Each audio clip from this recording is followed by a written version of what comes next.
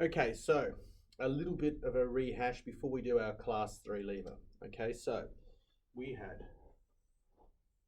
class 1, okay, which has the fulcrum in the middle.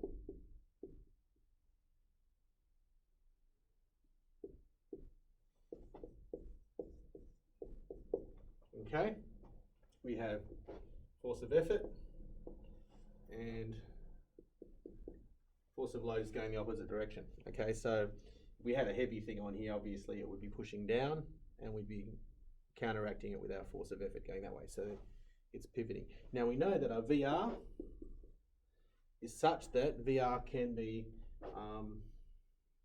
0 is less than or equal to VR is less than or equal to, it can be greater than 1. Okay, so let's put this in a more simple fashion because I have real problems with inequalities because I'm not very good at maths. Let's just say our VR can be less than 1 and VR can be greater than 1 depending on where we put our fulcrum. Okay, so we've got a real good amount of possibilities with the velocity ratio with our class 1.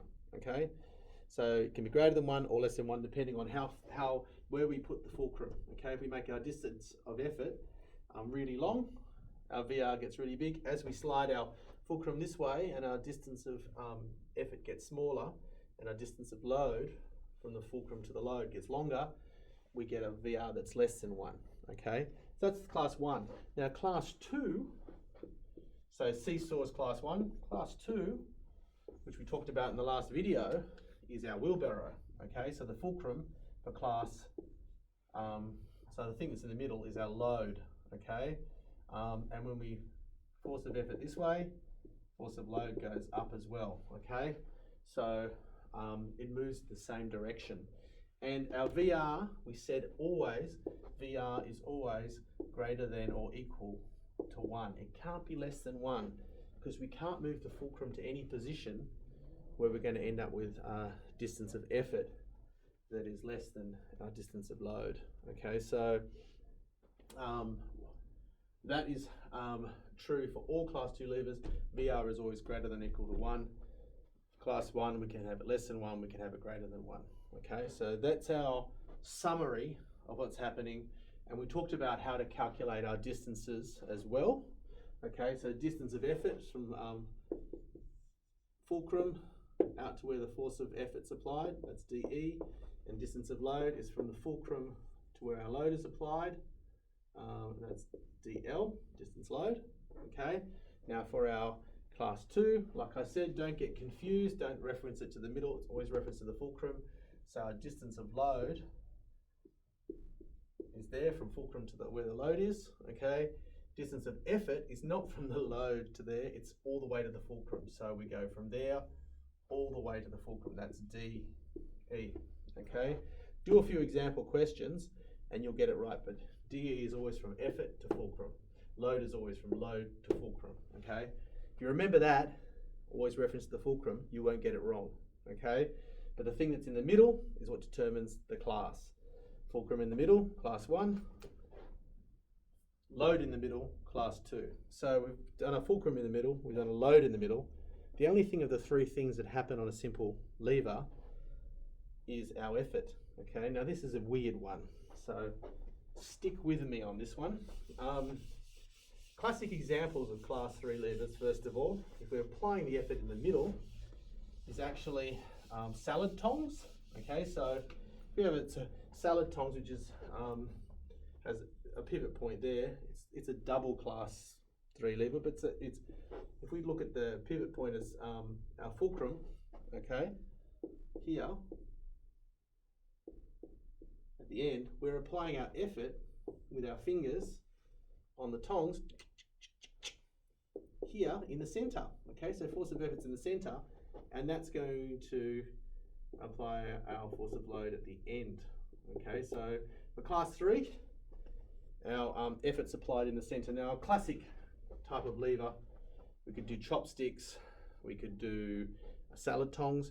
Now, the thing about this, and we'll discover this when I do the example, is that for a class 3 lever, you can never have a velocity ratio that's greater than 1, okay, you're always going to end up with 1 or less for this type of lever because of the way it's set up. Now you might say, well, what's the point in having a lever that gives you a disadvantage? Well, for salad tongs, do you want something that magnifies the force? If you're picking up a soft tomato, it's going to crush it, isn't it? So certain situations, this is an advantage. Okay, so you can't always think about it as a disadvantage. There is one type of device which I've always thought was quite strange, and that's the stapler.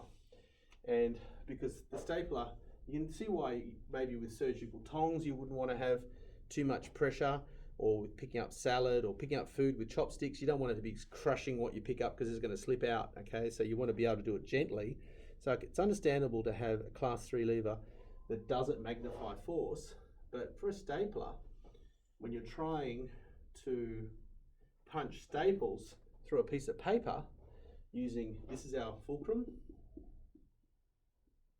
and this is our effort, force of effort, and this is force of load. With this type of situation, you say, well, maybe you do want a lot of force if you're pushing it through lots of pages, and most often than not, because the staples are very sharp, they're going to punch. You don't need to magnify the force. But if you're trying to punch through lots and lots of pages, you will see staplers, and there's one in our printery that has an arm that sticks out at the front of it, okay, and you apply the force of effort here, okay. So when you do that, if the thing in the middle is force of load, you've actually converted this stapler into what class of lever? Load's in the middle now, not effort.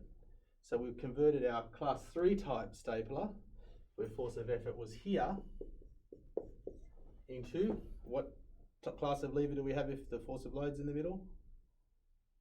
Yes? Yes, that's correct, class 2. Very good, Johnny. Let's do a class 3 lever problem, okay? So class 3 lever. What's in the middle? Yep.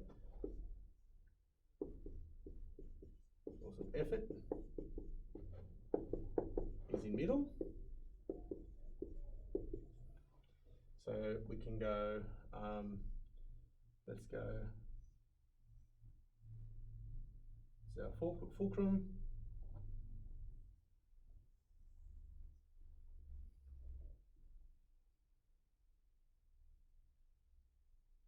force of effort, force of load. Okay, so you can see here that I can only ever make my force of effort as big as my, my distance of effort as long as my distance of load, okay? I can't make it longer.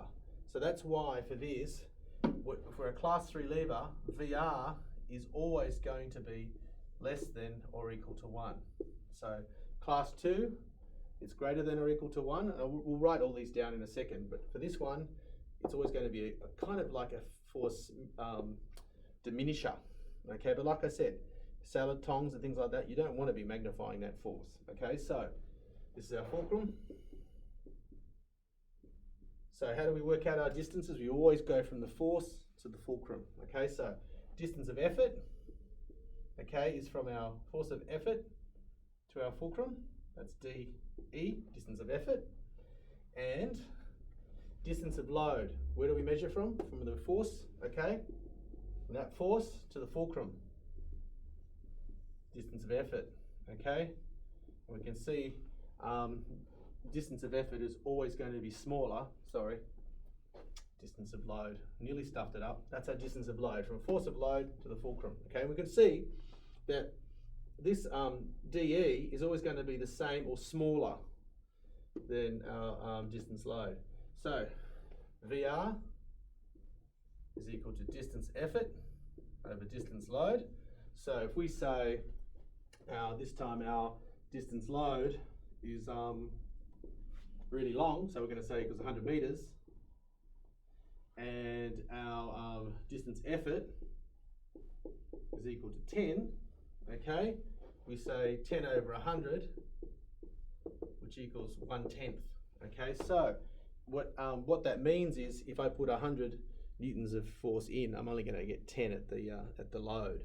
But like I said, certain situations that's, you know, an advantage. Okay, it depends on the use of the device or the machine. So class for the VRs, you need to know that class 1 can be VR can be greater than or equal to 1, and VR also can be less than or equal to 1. Okay, so it gives you lots and lots of scope. Okay, class 2, our VR is always greater than or equal to 1. You can't create a disadvantage for yourself. Okay, and for a wheelbarrow, that's a pretty good thing. Okay, and then finally, class 3, VR is always less than or equal to 1, because your distance effort can never be longer than your distance load. Okay, so they're your classes of lever, and they're the possible velocity ratios. So at the end of this, you should know how the lever operates, which way the load moves when you apply a given direction of effort force. For class 1, up and down. Class 2, same direction. Class 3, same direction. And you should know for velocity ratio how to calculate it, how to work out distances of effort and distances of load with reference to the fulcrum point.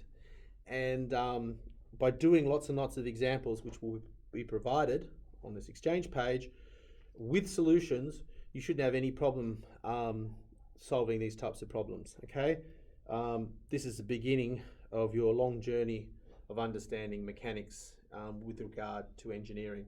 So give it a crack, watch the video a few times if you're confused, and look at underneath this video.